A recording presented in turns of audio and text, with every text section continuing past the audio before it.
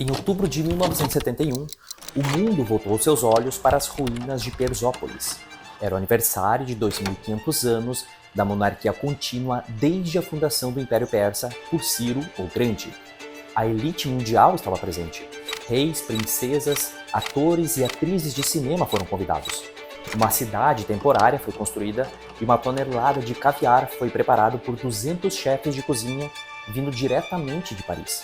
Diante de líderes mundiais, Mohammad Reza Pahlavi, o Shah do Irã, reivindicava o trono de sucessor de uma linhagem milenar.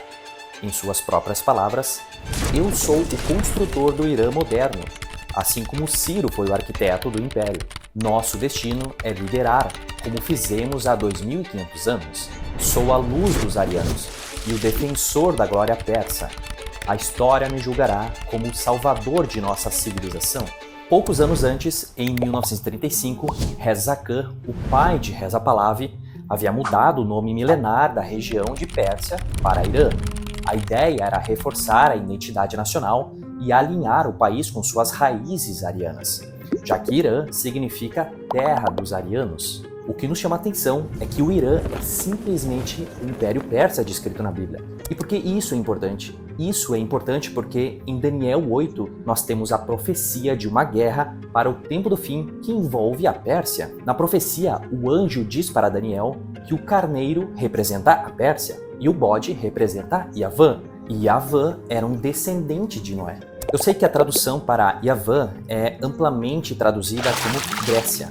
E não está errado a dizer que isso aconteceu no passado com a vinda do Alexandre o Grande. Porém, é importante entendermos que, na mente hebraica, o tempo é circular e não linear como os ocidentais pensam. Por isso, o calendário se repete com os dias, semanas, meses e anos. Os luminares que Deus criou servem para nos fazer entender os tempos. Por exemplo, veja os ciclos da Lua. Podemos prever que ela estará cheia em um dia específico do mês, pois, pela observação do passado, entendemos o seu comportamento. Também conseguimos prever o fenômeno do eclipse lunar, que é algo mais raro e acontece no ápice da lua cheia. Assim, o eclipse lunar é como se fosse a consumação de uma profecia, e as luas cheias, que ocorrem com mais frequência, são as profecias se cumprindo parcialmente no passado. Por isso, pela observação das profecias do passado, com os acontecimentos da história, conseguimos ver que elas não foram consumados em sua totalidade. Faltaram aspectos da profecia que a consumaria de fato. Observe também que os luminares geram sombras, mas as sombras não são a sua realidade concreta. Por isso, no passado, Deus fez inúmeras sombras e tipologias para a vinda de Cristo. Essas coisas são sombras do que haveria de vir. A realidade, porém, encontra-se em Cristo. Ora, visto que a lei é apenas uma sombra dos bens vindouros, não a imagem real das coisas. E como diz Salomão, não há nada de novo debaixo do sol. Ou seja, ao olharmos para o passado, enxergamos o futuro. Em Apocalipse, vemos pragas caindo sobre a terra, assim como aconteceu no Egito. Temos a mulher, que representa a igreja, indo para o deserto, fugindo do dragão, assim como Israel fugiu do faraó no deserto. Temos o toque de trombetas, que anunciam o juízo, assim como Israel anunciou o juízo aos habitantes de Jericó. E já é amplamente ensinado que Antíoco Epifânio, que profanou o templo dos judeus, foi um tipo do anticristo, ou seja, ele foi uma sombra do anticristo. Então, por que dizermos que apenas Antíoco Epifânio é uma sombra e o restante dos acontecimentos da profecia descartamos para o tempo do fim? Isso não faz sentido. Agora, observe que a profecia de Daniel é clara em relação ao tempo em que ela deve acontecer. E eu vi uma voz de homem que vinha das margens do rio Ulai e que gritou assim: "Gabriel, explique a visão a esse homem." E ele veio para perto de onde eu estava. Quando chegou, fiquei com muito medo e caí com o rosto em terra.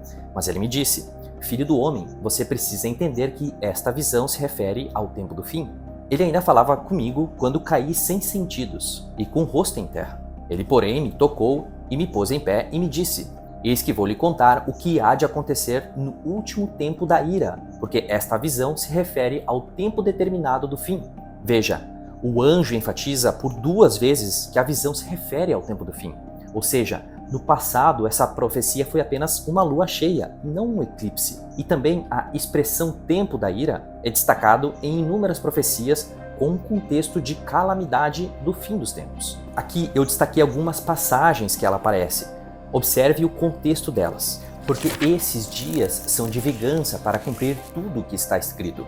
Ai daqueles que estiverem grávidas naqueles dias, pois haverá grande aflição na terra e ira contra este povo. Aqui, este povo se refere ao povo do Anticristo. No sexto e último selo que é aberto por Jesus em Apocalipse, onde os céus se abalam e um grande terremoto acontece, está escrito: pois chegou o grande dia da ira deles, e quem poderá subsistir? E em Sofonias encontramos: está perto o grande dia do Senhor. Está perto e vem chegando depressa. Atenção, o dia do Senhor é amargo, e nele clamarão até os poderosos.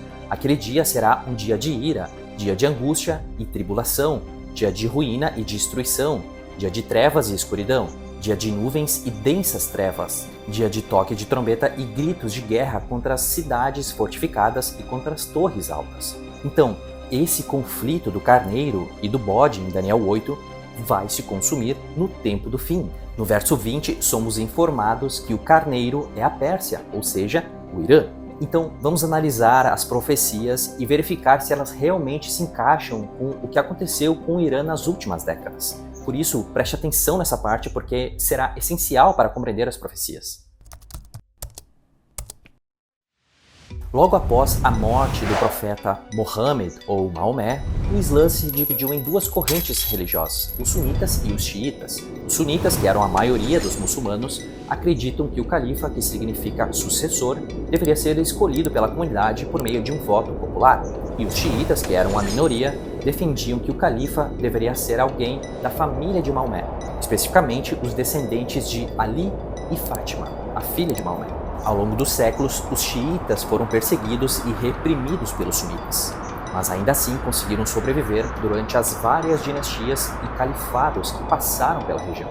Em 1501, os persas estabeleceram como religião oficial o xiismo, por meio da dinastia Safávida, enquanto, por outro lado, o Império Turco-Otomano detinha o restante dos territórios de tradição sunita. Após a Primeira Guerra Mundial, em 1920, o Califado Turco-Otomano foi desfeito e seus territórios foram repartidos pelos franceses e britânicos, criando os estados modernos que conhecemos hoje como Turquia, Síria, Líbano, Iraque, Jordânia, Arábia Saudita e entre outros. Nessa época, o governo do Irã estava crescendo exponencialmente por sua entrada no mercado petrolífero. Eles haviam se tornado o segundo maior exportador de petróleo do mundo e o quarto maior produtor. O Shah reza a palavra e queria transformar o país na maior potência bélica da região. Por isso, eles se tornaram o principal comprador de armamentos dos Estados Unidos. Por anos, metade da receita do país era destinada à compra de armamentos americanos.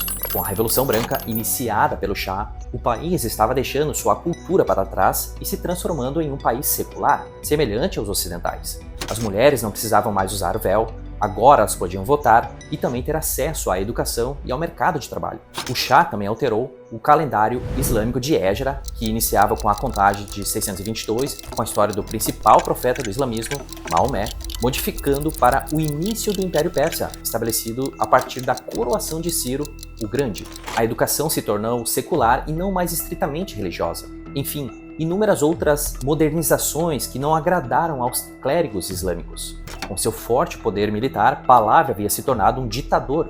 Em 1978, aconteceu a Sexta-feira Negra, onde 2.000 a 4.000 pessoas foram mortas pelo exército por ameaçarem o governo do Shah.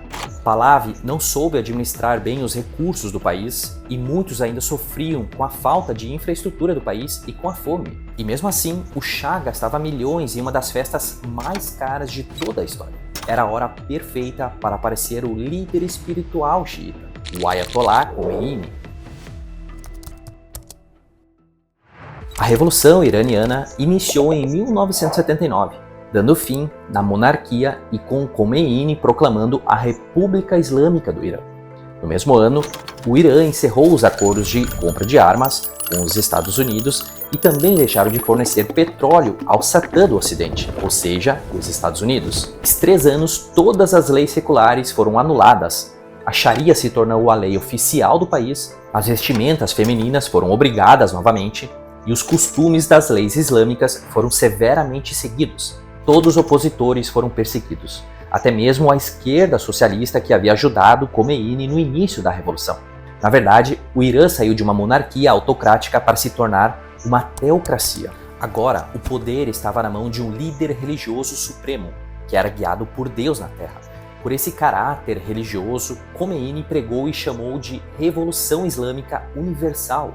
O objetivo do Irã não era apenas criar uma revolução interna no país. Agora, eles querem exportar o xiismo para os apóstatas sunitas e para o mundo.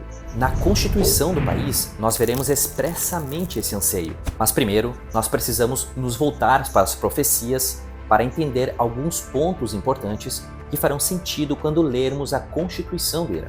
Em primeiro lugar, nós encontramos em Daniel 11 a seguinte descrição. Agora eu vou lhe dizer a verdade. Eis que ainda 3 reis se levantarão na Pérsia, e o quarto será muito mais rico do que todos eles. Fortalecido por suas riquezas, instigará todos contra o reino de Yavã. Observe que essa profecia faz uma contagem de 4 reis, nos indicando que o quarto irá atacar o reino de Yavã. E ele será acumulado de riquezas. Como vimos nas últimas décadas, o Irã se tornou uma das principais potências do Oriente Médio. Em 1960, no governo de Pahlavi, o PIB era de 4 bilhões de dólares. Em 2012, o seu PIB multiplicou em 161 vezes e chegou a 644 bilhões de dólares. Mas nós precisamos saber quando essa contagem de 4 reis inicia. Bom, eu não tenho uma resposta exata para isso, mas existem 3 possibilidades. A primeira seria a partir da mudança de Pérsia para Irã em 1935, onde também aconteceram as grandes mudanças econômicas do país por conta do petróleo.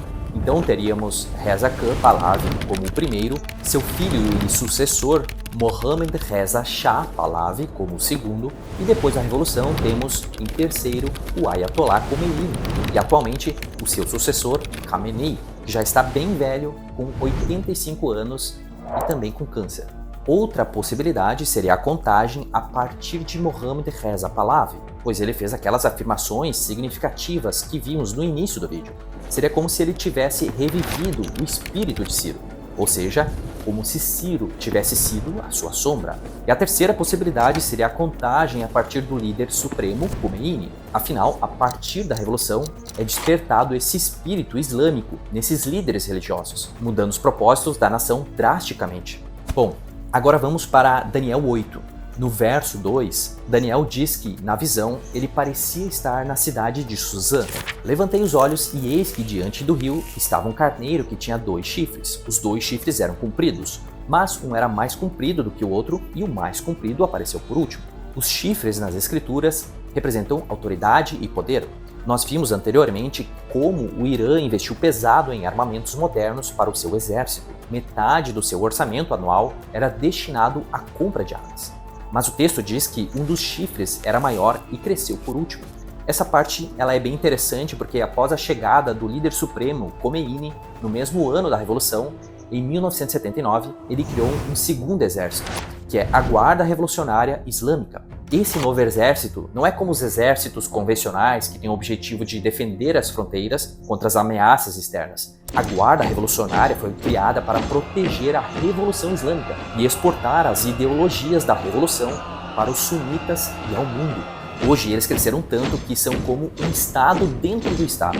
A Guarda controla recursos econômicos do país, tem um papel ativo na política interna e são completamente subordinados ao líder supremo. Eles ainda têm um braço para atuar fora do país, que são as Forças Quds, que trabalha para dar suporte aos grupos terroristas que o Irã financia já há décadas. Inclusive, eu aconselho fortemente a assistir esse vídeo do Rock, que tem mais de 1 milhão de visualizações. O Rock é professor de geopolítica e ele faz uma excelente explicação sobre a Guarda Revolucionária e afirma o seguinte: ela é um poder constituído como um Estado dentro de um Estado. Quem governa é a Guarda Revolucionária. É um poder constituído, como se fosse um Estado dentro do Estado. E a gente não pode perder de vista o mais importante. Ela não é um exército convencional, mas ela é uma milícia ideológica com uma função religiosa que tem tentáculos em todas as áreas. Praticamente, alguns até dizem que quem governa, quem manda, é a Guarda Revolucionária. Vi que o carneiro dava chifradas para o oeste, para o norte e para o sul, e nenhum animal podia resistir a ele, nem havia quem pudesse livrar-se do seu poder. Ele fazia o que bem queria e assim se engrandecia cada vez mais. Agora, veja esse mapa. As regiões mais escuras, majoritariamente ocupadas por xiitas, e as mais claras são de maioria sunita. E lembre-se, o Irã quer exportar o xiismo para os países sunitas. O sul e o oeste são exatamente os locais onde o Irã tem suas proxies, seus grupos terroristas que ele financia por décadas. Hezbollah, Hamas, Jihad Islâmica, Resistência Islâmica no Iraque e Houthis.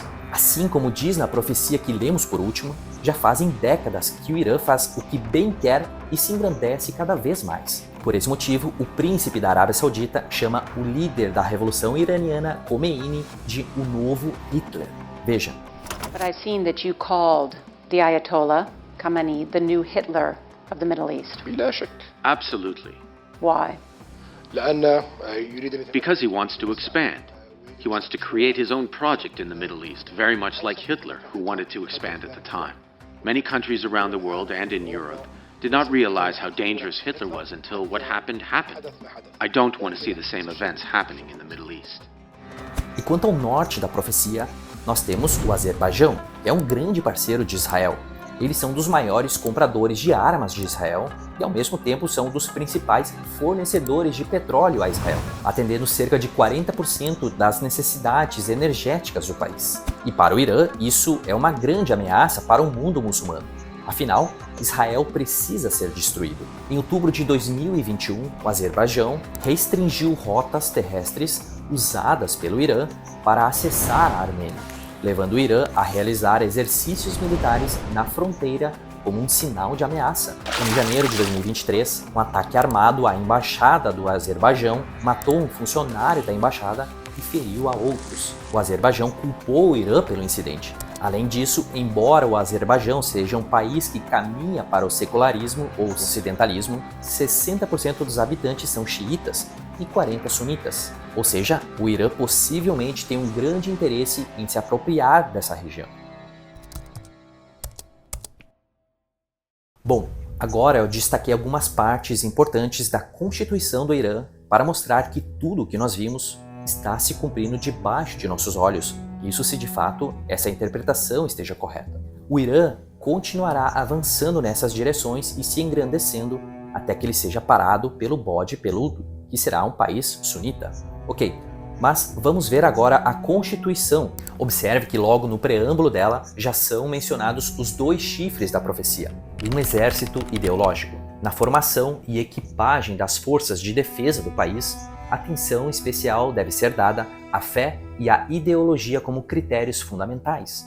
Consequentemente, o exército da República Islâmica do Irã, o primeiro chifre, e o corpo de guardas da Revolução Islâmica, o segundo chifre, devem ser organizados em conformidade com esse objetivo, sendo responsáveis não apenas por resguardar as fronteiras do país, mas também por cumprir a missão ideológica de jihad no caminho de Deus, ou seja, estender a soberania da lei de Deus em todo o mundo, em conformidade com o versículo do Alcorão, e preparai contra eles toda a força que puderdes reunir, e cavalos de guerra para intimidar o inimigo de Deus e o vosso inimigo, e os outros além deles. A formação de governo no Islã.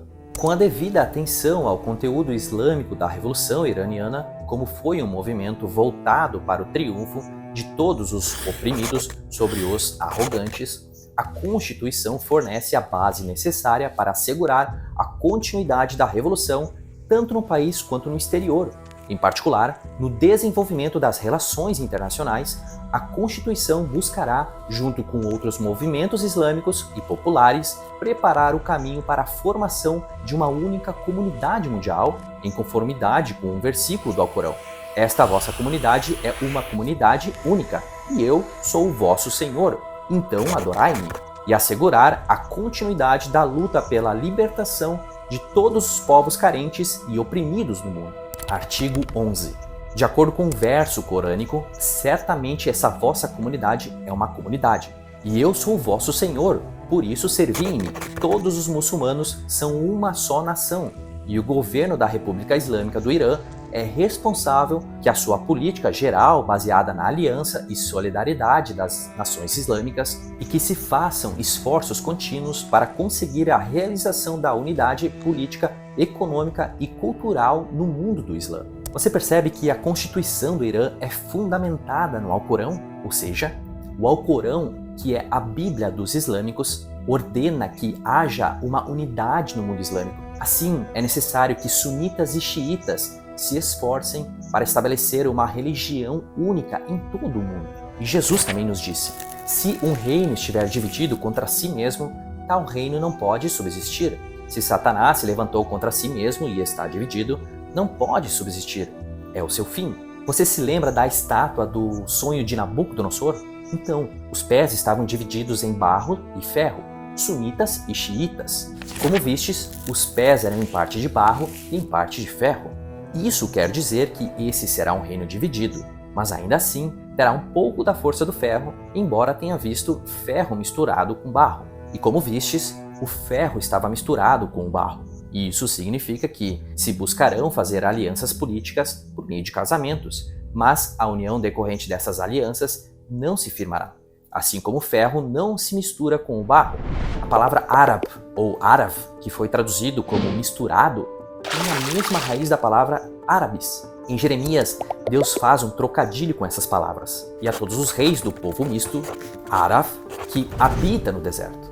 Essa mistura com o barro e o ferro são os povos árabes e também outras etnias islâmicas que habitam a região. A interpretação comum das pernas da estátua seria Roma. Porém, Roma nunca conquistou a Pérsia como previa a profecia de Daniel 2:40. Haverá ainda um quarto reino, forte como o ferro que reduz tudo a pó e tudo esmaga, como o ferro que tritura, este reduzirá a pó e triturará todos aqueles. O Império Islâmico foi o único que dominou todas as regiões e capitais dos reinos anteriores. Esse anseio islâmico em ser a única religião do mundo se alinha exatamente com o que a Bíblia nos ensina sobre o último governo que será opressor a qualquer outra religião no mundo. E segundo as profecias islâmicas, essa religião única será alcançada com a vida do Mahdi, que é o Messias islâmico. Mas sobre esse assunto eu teria que falar em um outro vídeo. Agora entenda uma coisa, eu não sou profeta. Eu sou apenas uma pessoa comum, como qualquer outra, que tem o seu trabalho secular e que ama estudar a Bíblia. Então tudo isso pode não acontecer como eu tenho previsto, mas é assim que atualmente eu entendo as profecias. Tem muito mais para falar, é claro. Eu espero que vocês comentem o que vocês acharam dessa interpretação. Fechou? Deus abençoe vocês e fiquem na paz.